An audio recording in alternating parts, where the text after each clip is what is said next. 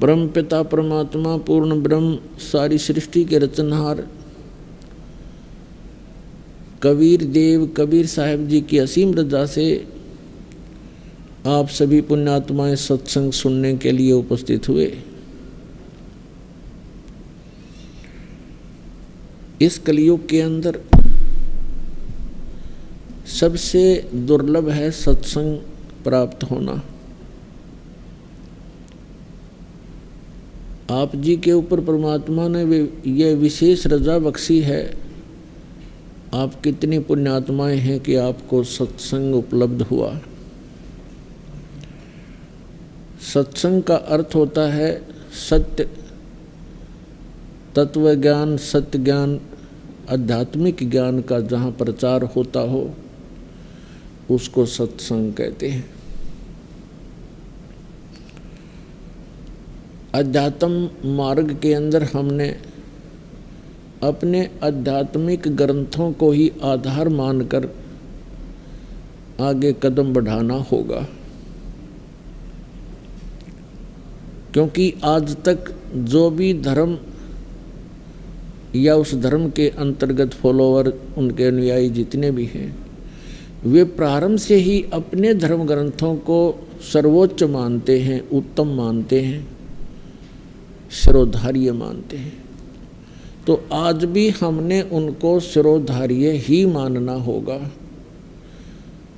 और जो भी धर्मगुरु अपने धर्म ग्रंथों के विपरीत ज्ञान दे रहा है उसको हमने अब छोड़ना होगा, तभी हम भक्ति मार्ग में सफल होंगे।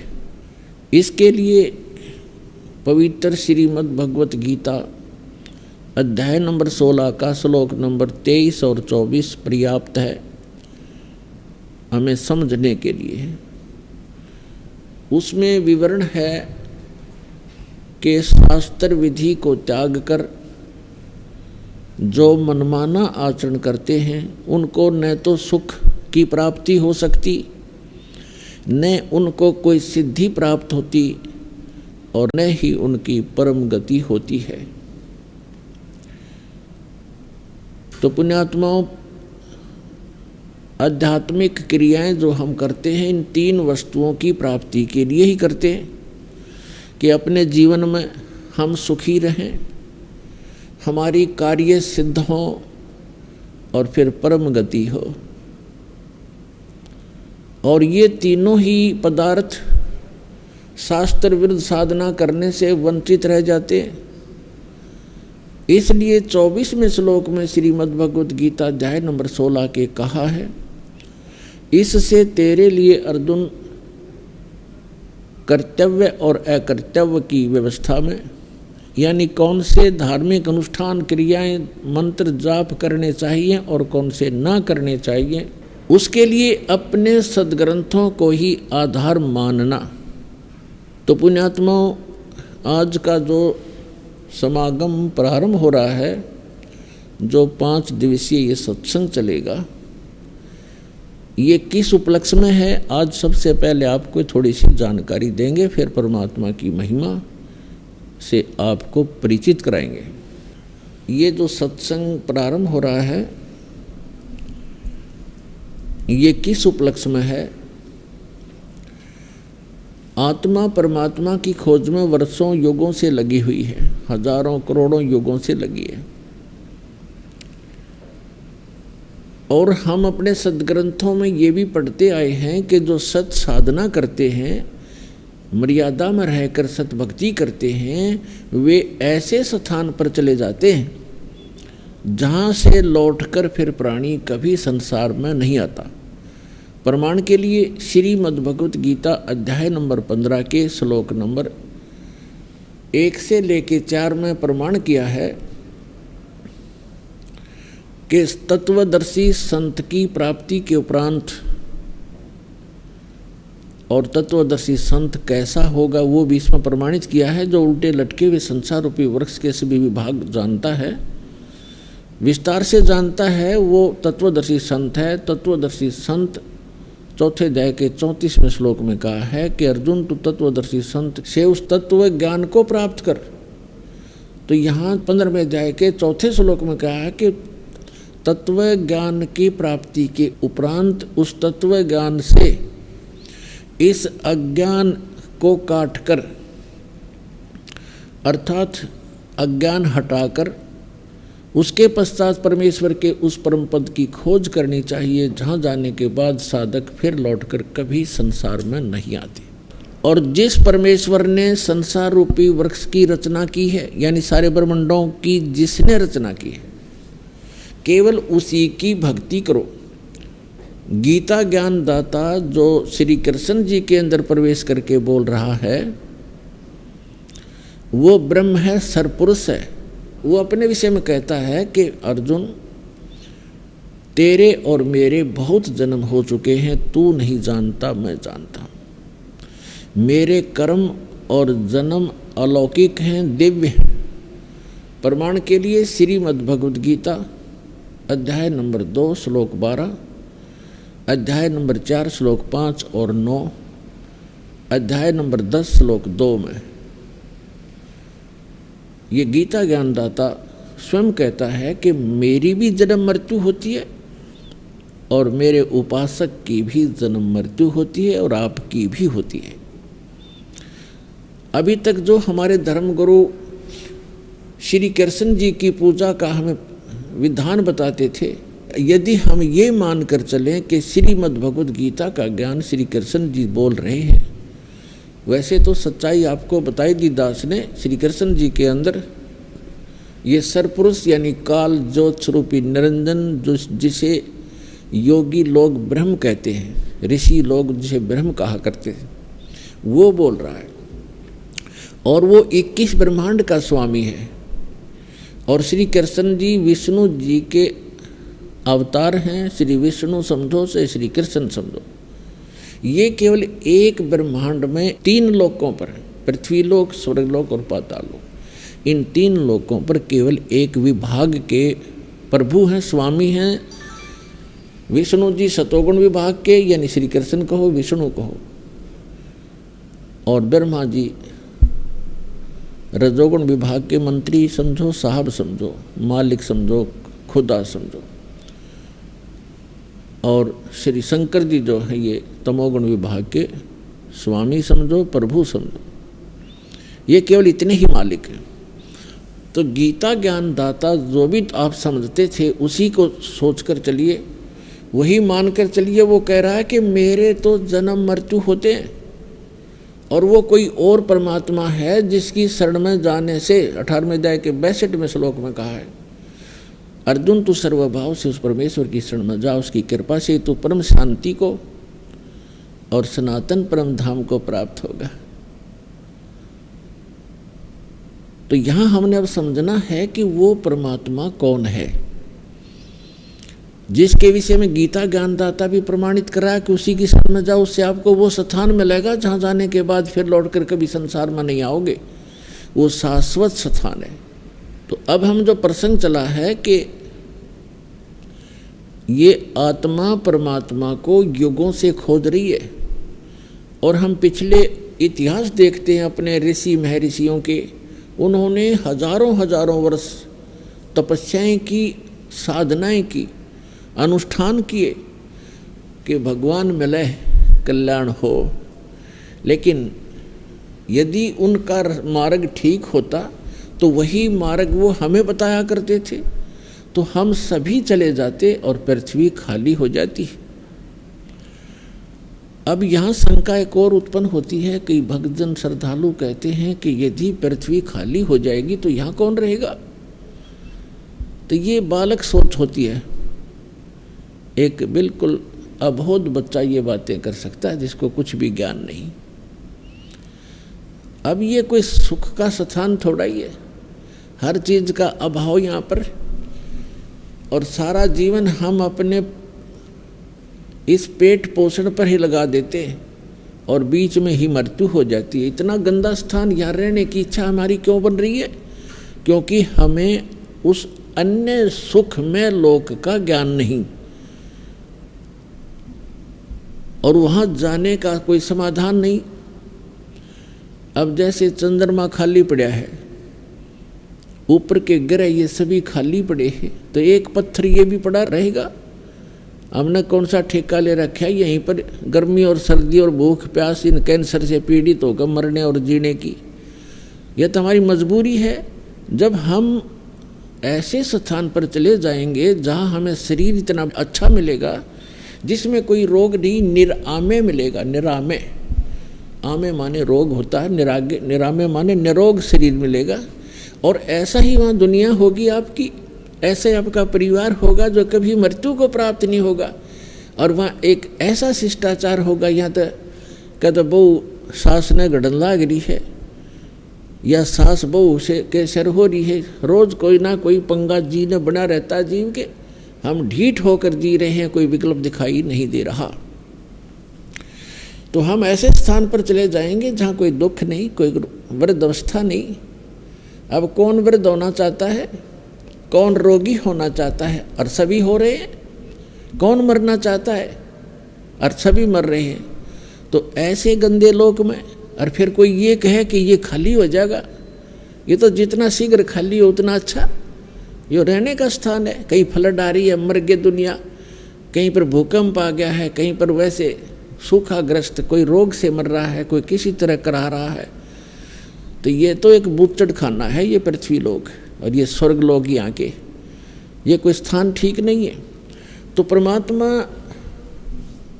की खोज में हम युगों से लगे हुए हैं, और यदि उन ऋषि महर्षियों का मार्ग सही होता तो हम चले जाते वहाँ पर, हम इस संसार में नहीं रहते। इसका कारण यही रहा कि हमारे सद्ग्रंथों का भी ज्ञान हमारे धर्मगुरुओं को नहीं था। वर्तमान के अंदर तो बिल्कुल ही बिजली गिर गई है, और विशेषकर इस हिंदू धर्म में तो कमाल कर दिया। जितना भक्ति का इस अध्यात्म मार्ग में जो घोटाला देखा है इस हिंदू धर्म के अंदर, और अन्य धर्मों में नहीं देखने को मिलता। अन्य धर्मों के धर्मी जैसे कोई कुरान शरीफ का मानने वाला है, कम से कम कुरान शरीफ को आधार तो मान रहा है, और उसके अनुसार जैसा भी उनकी परंपरा वो एक ही तरह की भक्ति करे। इसी प्रकार ईसाई धर्म में देख ले, मुसलमान इसमें सिख धर्म में देख लो, और हिंदू धर्म में देख ले, जितने गुरु उतनी ही पूजा, जितने जो ज्ञान है उतने ही देवता। कोई कुछ पूज रहा है, कोई कुछ पूज रहा है, कोई कुछ बता रहा है, कोई कुछ बता रहा है, कोई आधार नहीं। जबकि हमारे सदग्रंथ हैं, उनको तो देखे हम झांक के। तो हमारे धर्म गुरुओं को हमारे धर्म ग्रंथों का भी ज्ञान नहीं था। इस कारण से हमारे उन अनमोल रत्न, जो अनमोल खजाना हमारे ही घर में छुपा पड़ा था, ये हमारे धर्मगुरु उसको हमारे सामने रख नहीं सके, जिस कारण से हम गरीब से गरीब होते चले गए। हम आध्यात्मिक गरीब हो गए, निर्धन हो गए। कबीर साहब कहते हैं, कबीर सब जग निर्धना और धनवंता ना कोई, धनवंता सो जानिए जिस पर राम नाम धन होए। तो हमारे पास राम नाम धन नहीं रहा, जिस कारण से हम भिखारी बन गए। तो पुण्यात्मा, अब हमने फिर धन, राम नाम के धन को पुनः संग्रहित करना है शास्त्र अनुकूल साधना करके। अब आज का जो समागम प्रारंभ हुआ है, इसका उपलक्ष्य है कि ज्येष्ठ सुदी पूर्णमासी को वो परम अक्षर ब्रह्म जो हमारे पिता हैं, जो हमारे हमदर्द हैं, जो हमारे दुख में दुखी होते हैं, जो हमें सुखी करने के लिए, और सतलोक जो स्थान हम छोड़कर आए हैं जहाँ हम सुखी रहा करते थे, उसकी खबर बताने के लिए, खबर देने के लिए, उसकी जानकारी देने के लिए वो परमात्मा स्वयं ही आते हैं।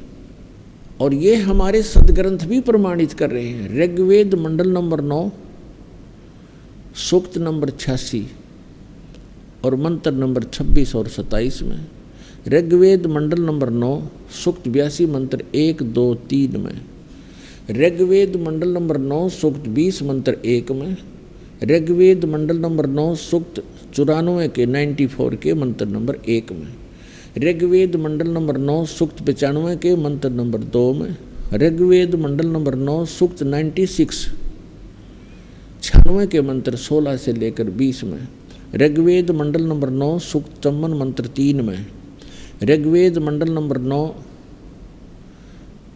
सूक्त 1 मंत्र 8 और 9 में, और भी अनेक स्थानों पर चारों वेदों के अंदर ये प्रमाण दिया है कि वो परमात्मा जो सर्वशक्तिमान है, सभी सर्वोत्पादक प्रभु, सबकी उत्पत्ति करने वाला, वो परमात्मा ऊपर रहता है ध्रुवलोक के तीसरे पृष्ठ पे।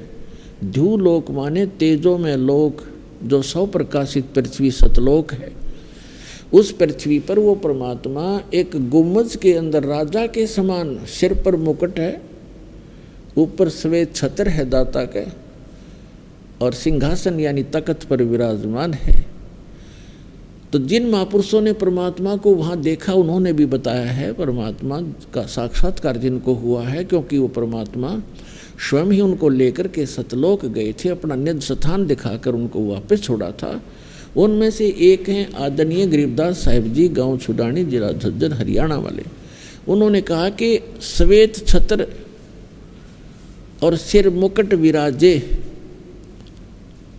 देखत ना उस चेहरे नु, गरीबदास ये वक्त जात है, रोगे इस पैरे नु। यानी वो परमात्मा के सिर पर सफ़ेद छत्र है एक ऊपर, जैसे ये छत्र आप छतरी देखते हो छोटी सी, ये तो आर्टिफिशियल है, वहाँ परमात्मा की ओरिजिनल है। और सिर पर मुकुट है उस परम पिता के, जैसे राजा लोग पहनते हैं। यही ऋग्वेद मंडल नंबर 9 सूक्त 82 मंत्र 1 में है कि वो सर्व उत्पादक भरपूर, सब पापों का नाश करने वाला, राजा के समान दर्शनीय है, देखने में राजा के समान तख्त पर विराजमान है, सिंहासन पर बैठा है, और वहाँ से गति करके आता है, अच्छी आत्माओं को मिलता है जो दृढ़ भक्त होते हैं। तो इन सभी वेद मंत्रों का निष्कर्ष है कि वो परमात्मा ऊपर बैठा है, नर आकार है, मनुष्य दृश्य है। जिन महापुरुषों ने परमात्मा को देखा, उन्होंने कहा हमरे ही हुनियार है हमारा सृजनहार, हमारा सृजनहार, हमारा भगवान, हमारा उत्पत्ति करता, हमारे ही शकल का है, हमारे जैसी शकल का है, हुनियार हमारे जैसे रूप का है। लेकिन उस परमात्मा की सामर्थ्य और उसके शरीर की मटेरियल ऑफ बॉडी हमसे ज़्यादा शक्तिशाली और अविनाशी है, ताकतवर है, तेजों में है। तो सतलोक में जाने के बाद प्रत्येक प्राणी, प्रत्येक जीव हंस कहलाता है, हंस। और वहाँ जाने के बाद प्रत्येक का जो शरीर बनता है, वो जैसे हमें यहाँ शरीर मिला ये कच्चा है, ये किसी कारण से भी विनाश को प्राप्त हो जाता है। वहाँ जो शरीर मिलेगा वो कभी विनाश को नहीं प्राप्त होगा। उसमें नाड़ी तंत्र नहीं है, उसके अंदर ब्लड प्रेशर, शुगर, कैंसर आदि कोई रोग नहीं होता। वहाँ वृद्ध अवस्था नहीं है, और वहाँ सदा युवा रहते हैं। जब बच्चे होते हैं ऐसे आपका परिवार होगा, और बच्चे होंगे, और एक स्थिति ऐसी आती है कि वो युवा होने के बाद फिर युवा ही रहेंगे, वो सदा वृद्ध नहीं होते। और इतने शुद्ध विचार हैं, किसी चीज़ का अभाव नहीं है, किसी वस्तु का अभाव नहीं वहाँ पर। यहाँ तो एक हीरा आपने शायद किसी ने जीवन में देखा भी नहीं होगा, हीरा। और वहाँ सतलोक के अंदर हीरों के तो पहाड़ हैं, जैसे यहाँ पत्थर के पहाड़ हैं, वहाँ हीरे ठोकरों में रले मिलेंगे आपको। और दूधों की दरिया बहती हैं, सदाबहार वृक्ष हैं, किसी चीज़ का अभाव नहीं, जहाँ बैठो कुछ खाओ। और सब पकवान आपको, किसी प्रकार के पकवान, जैसे परमात्मा जब काशी में आए हुए थे, 120 वर्ष रहे, तो एक बार किसी ने मजाक कर दिया था, झूठी चिट्ठियाँ डाल दी थी कबीर भगवान के नाम से कि सभी साधु संत आओ, और कबीर साहब भंडारा कर रहे हैं। और उस समय लीला कर रहे थे दाता, एक गरीब कति, एक सिंपल भगत की झोंपड़ी में रहा करते थे, 2 समय का मुश्किल से आहार होता था, और जिसके द्वार पर 18 लाख व्यक्ति आ गए। तो वो परमात्मा स्वयं गए अपने निज स्थान सतलोक में, और वहाँ से 9 लाख बैलों के ऊपर बने बनाई जलेबी, कचौड़ी, पकौड़ी, दही, बड़े, बूंदी, लाडू, सब कुछ भर के, दाल, चावल, खांड, खीर, सब कुछ बने बनाया और यहाँ सेकंड में लाता रहे। तो वहाँ ये सब वस्तुएं आपको उपलब्ध हैं। तो वहाँ कोई राग नहीं, कोई द्वेष नहीं। या तो हम कभी किसी जमीन के बंटवारे पर लड़ मरते हैं, जमीन वहीं रह जाती है और इंसान मर जाते हैं। तो ये वृत्ति खराब क्यों होगी हमारी? क्योंकि एक तो ज्ञान नहीं और दूसरा हमारे साथ भगवान नहीं। जब हमारे साथ भगवान होगा और ज्ञान होगा, हमें किसी चीज़ का अभाव यहाँ भी नहीं रहेगा। जब तक आप यहाँ रहोगे, आपकी सुरक्षा होगी, आपके बच्चों की सुरक्षा होगी। तभी तो हम भगवान की खोज करते हैं कि हमारा परिवार सुखी रहे, हम भी निरोग रहें, हमारी अकाल मृत्यु ना हो। ये मानते हैं हम बूढ़े में बुढ़ापा मर जाएं, लेकिन बीच में ना मरे। तो ये इस गंदे लोक में भी, इस नासवान स्थल पर भी उस अविनाशी परमात्मा कबीर जी की शरण में आने के उपरांत ही हम ये सुख भी प्राप्त कर सकते हैं। तो ये ज्ञान हमें अभी किसी ने बताया ही नहीं, और परमात्मा आकर बताने की चेष्टा कर रहे थे। सन 1398 से सन 1518 तक 120 वर्ष परमेश्वर यहाँ रहे। एक जुल्हा गरीब की भूमिका, निर्धन की भूमिका की। अब वो भूमिका क्यों की? क्योंकि 5 दिन के अंदर इस समागम के दौरान हम आपको परमात्मा की रह कर विस्तार से, जितनी हमारी बुद्धि काम करेगी दास की, आपको सब कथाएं सुनाएंगे, तब समझ में आएंगी। चारों युग में संत पुकारे, को के कहा हम हेल रे, हीरे माणक मोती बरस, ये जग चुगता डेल रे। ये समागम उस शुभ दिन के उपलक्ष्य में मनाया जा रहा है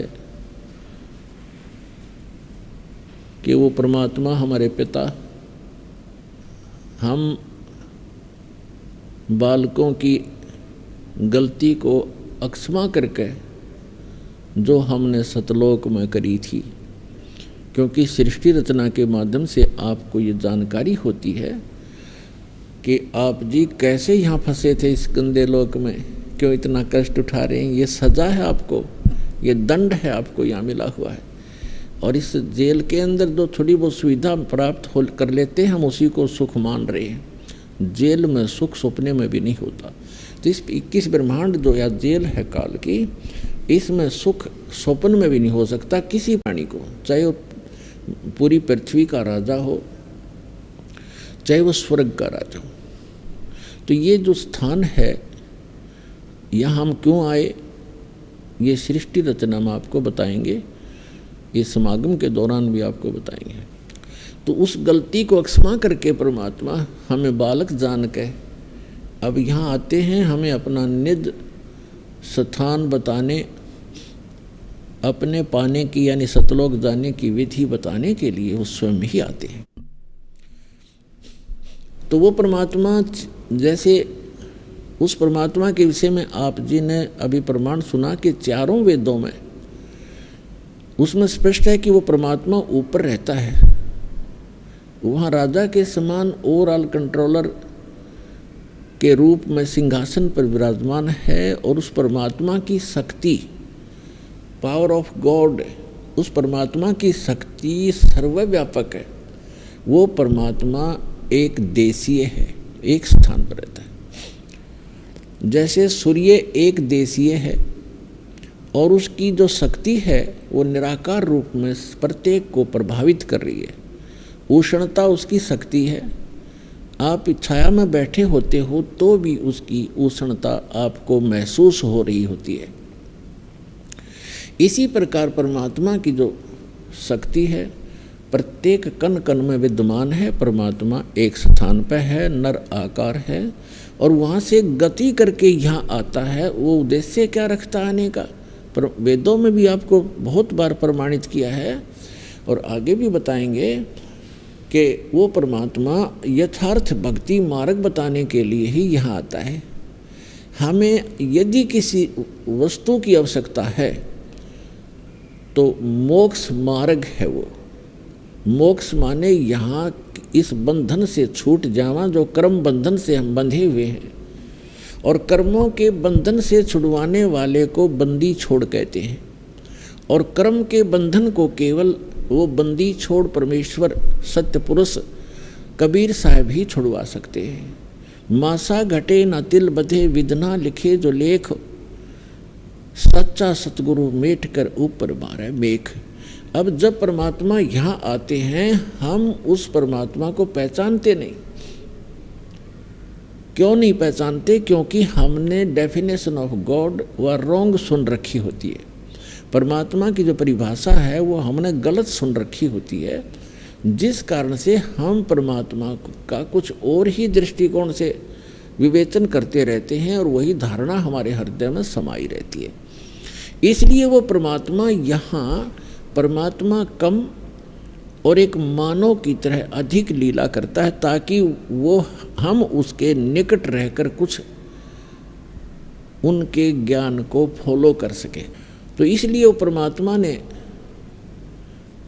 स्वयं आकर के यहाँ पर ज्ञान देते हैं वो, तो वो परमात्मा ऊपर रहते हैं, वहाँ से गति करके आते हैं, अच्छी आत्माओं को मिलते हैं और उनको फिर अपने सतलोक ले जाकर वापस छोड़ते हैं, अपना गवाह बनाकर छोड़ जाते हैं। अब उन गवाहों ने, उन जो साक्षी बने परमात्मा के, जिनको भगवान मिले, उन्होंने और साथ में हमारे पवित्र सदग्रंथों ने, दोनों ने रिल मिलकर ये सिद्ध कर दिया कि परमात्मा कैसा है, कहाँ रहता है, उसका नाम क्या है, उसके पाने की विधि क्या है, वो मेथड कौन सा है जिससे हम परमात्मा प्राप्त कर सकते हैं। और जो सदग्रंथों में और जिनको परमात्मा मिले उन महापुरुषों के अनुभव की जो उनकी अपनी अमर वाणी है, एफिडेविट है, वो दोनों मेल खा जाते, फिर संशय नहीं रहेगा आपको। फिर संशय नहीं रहेगा कि हम जो कर रहे हैं वो ठीक है या गलत है, वो फिर स्वस्थ हो जाएगा। इसलिए उस परमात्मा ने बताया है, वो परमात्मा चारों युगों में आते हैं और वो स्वयं ही आकर अपना ज्ञान कराते हैं। अथर्ववेद कांड नंबर 4 अनुवाक नंबर 1 मंत्र 1 से 7 में ये सारी सृष्टि रचना कोड वर्डों में दे रखी कि वो परमात्मा कबीर देव है, कबीर साहब है, और वो सभी ब्रह्म का भी, पर ब्रह्म का भी, और सभी ब्रह्मांडों का रचनहार है। और वो अपने द्वारा रची हुई सृष्टि को स्वयं ही ठीक ठीक बताता है। अन्य तो अटकलबाजी लगाते हैं, जैसे ब्रह्मा जी ने देवी पुराण में अटकलबाजी लगा रखी है। ऐसा सुना जाता है, ज्ञान और अज्ञान के आधार से मैं बता रहा हूँ। तो जहाँ ज्ञान है फिर वो ज्ञान कहाँ रहा? अब थोड़े से हलवे में थोड़ा सा रेत भी डाल दे तो वो स्वाद ही सारा करकरा हो गया। इस प्रकार वो परमात्मा स्वयं आते हैं और क्या बताते हैं? चारों युग में संत पुकारे, को के कहा हम हेल रे, हीरे माणिक मोती बरसे, ये जग चुगता ढेल रे। परमात्मा कहते हैं मैं चारों युगों में आया और चारों युगों में अच्छी आत्माओं को मिला जो संत कहलाए, और हमने आवाज़ लगा लगा कर कूक कहा हम हेल रे। कूक माने ऊंचे स्वर तक गरज गरज के आवाज़ लगा लगा के बताया कि ये साधना तुम कर रहे हो गलत है, ये पूजा गलत है, ये साधना करो। शास्त्र विधि त्याग कर मनमाना आचरण करने वाले डड़े ढो रहे हैं, ये जग चुगता ढेल रे। हीरे मोती समझकर कंकर इकट्ठे किए बैठे हो आप, और हम हीरे और मोती इनकी वर्षा कर रहे हैं, शास्त्र अनुकूल साधना और मंत्रों की, जिससे आपको मोक्ष रूपी हीरे प्राप्त होंगे, आपका जीव सुखी होगा। हमरा ज्ञान किन्हें ना सुनिया, पर भी लेन जात है दुनिया। हमारा ज्ञान किसी ने नहीं सुना, किसी ने नहीं सुना। और वहाँ पर भी लेने जाते हैं।